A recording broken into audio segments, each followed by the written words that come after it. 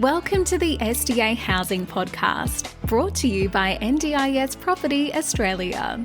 Before starting this episode, we need to provide a general disclaimer. Information contained in this podcast is general in nature only. It does not take into account the objectives, financial situation, or needs of any particular person. You need to consider your financial situation and needs before making any decisions based on the information in this podcast. And you should consider seeking independent and professional advice for your personal circumstances. All right, let's begin.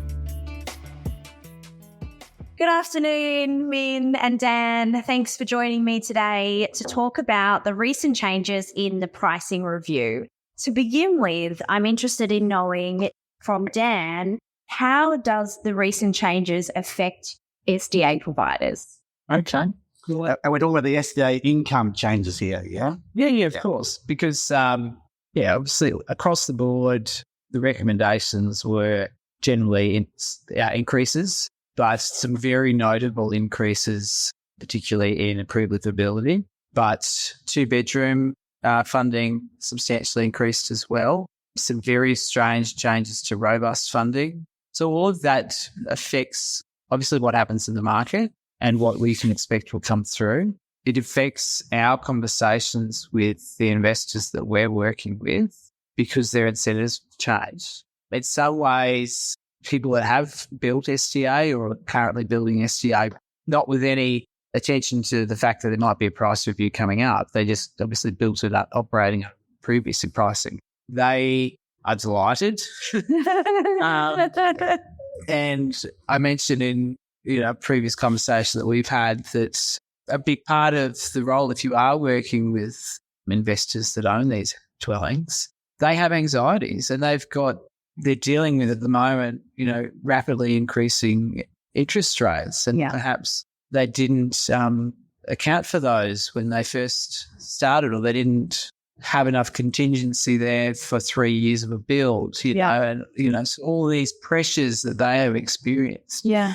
If you're an SDA provider functioning in a market, which has people that need housing, but maybe not as much as others anticipated, there's a lot of pressure that can come down onto an SDA provider from all sides. For us, it hasn't really changed how we do things. It's just eased some of the communication, to be perfectly honest. Now, that makes it sound like, we're having difficulty filling houses, which we're not. But, the improved livability, all of a sudden, that conversation about, hey, we've got a person with improvability funding, we'd like to house them, becomes a lot easier. Yeah. Because the funding has incentivized taking it on. I love the fact that what it does is it equally represents that people with SDA funding more or less have an equal right to housing. Is that the message that government is sending with these pricing changes? You said that the funding's incentivizing. Is the government trying to incentivize different behaviours with this funding?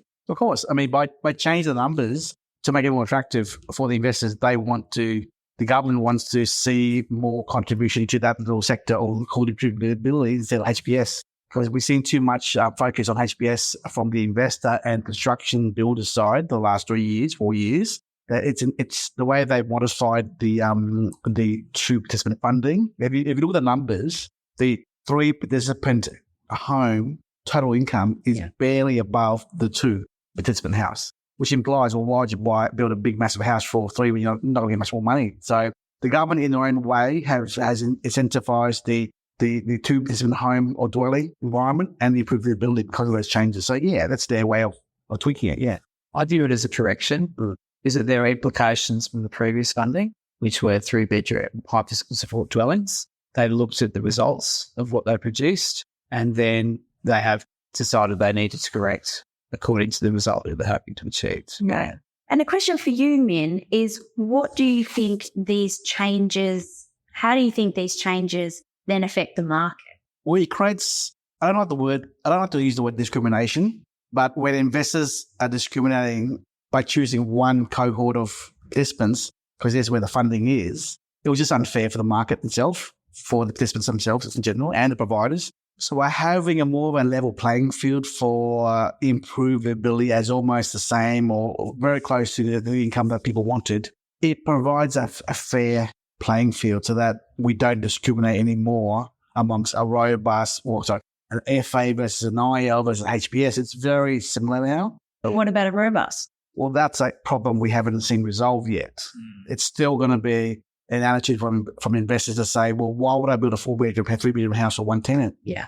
For that small amount of money, we're not going to build a HBS or FA or IL for the maximum income possible. Yeah, and then that's the financial answer to that question. The logistical issues also land availability in certain pockets of suburbs to allow for that design home away from certain parts of the community, give them their space. So that's also a land supply issue as well. Yeah.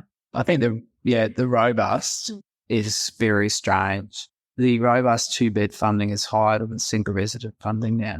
So they've incentivised the building of 2 resident houses. But in our experience from a provider, it's very rare that we can get people with 2-bed robust funding. Well, they are certainly out there, and we do have some in our housing. But for the most part, our robust funded residents need to live by themselves. Yeah. So you're getting this disjunct between people that need their own dwellings and what's been incentivised is actually 2-bed dwellings. So you just have 2-bed dwellings filled with 1 people. That's what's going to occur. This might be a naive question, and it might be showing some of my biases, but as someone who's lived out of home since I was 16 or 17 years old, I would never want to live with another person that I don't know, like a share house. It's just completely something that I would never want to do.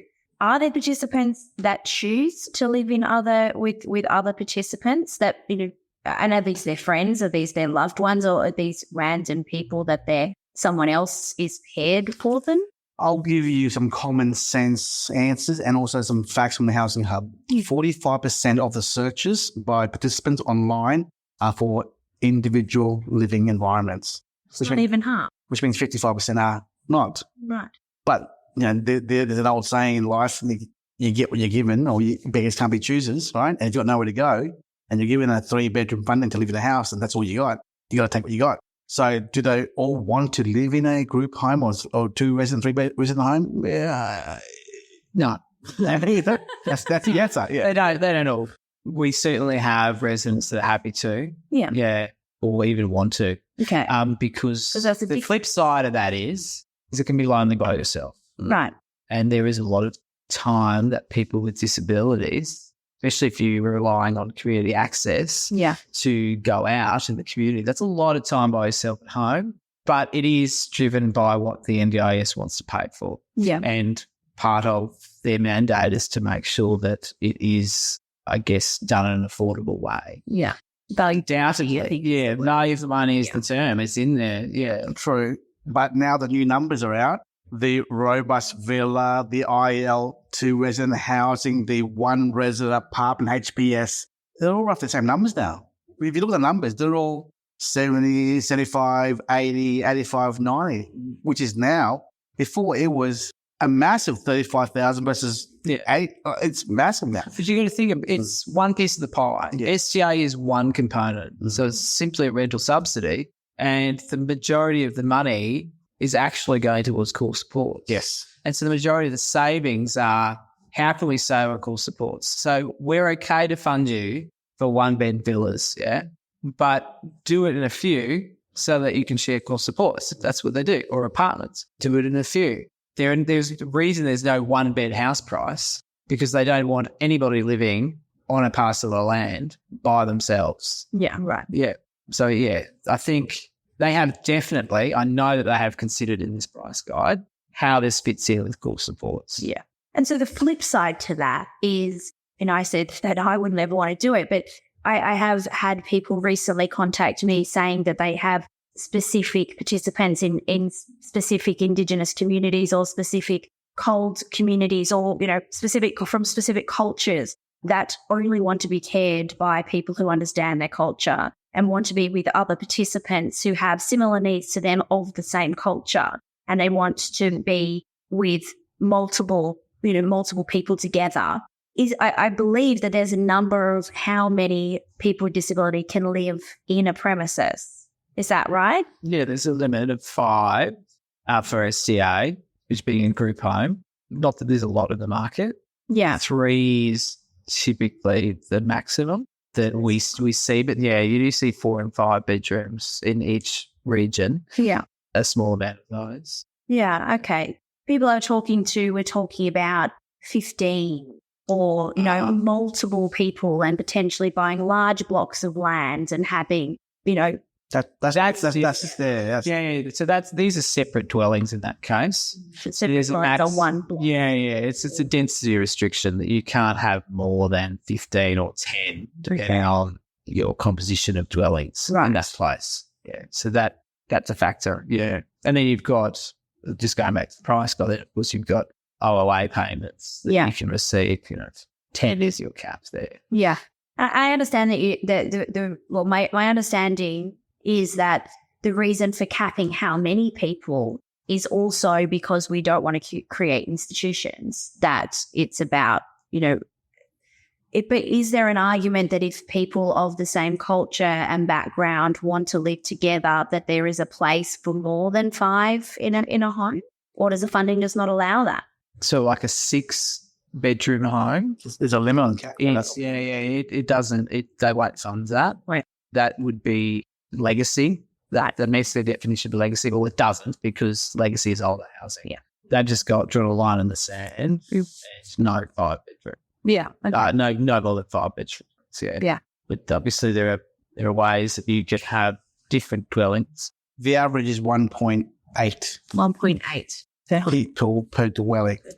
That's an average of the one resident apartments, the 3 resident, 2 residents, and that's all it is.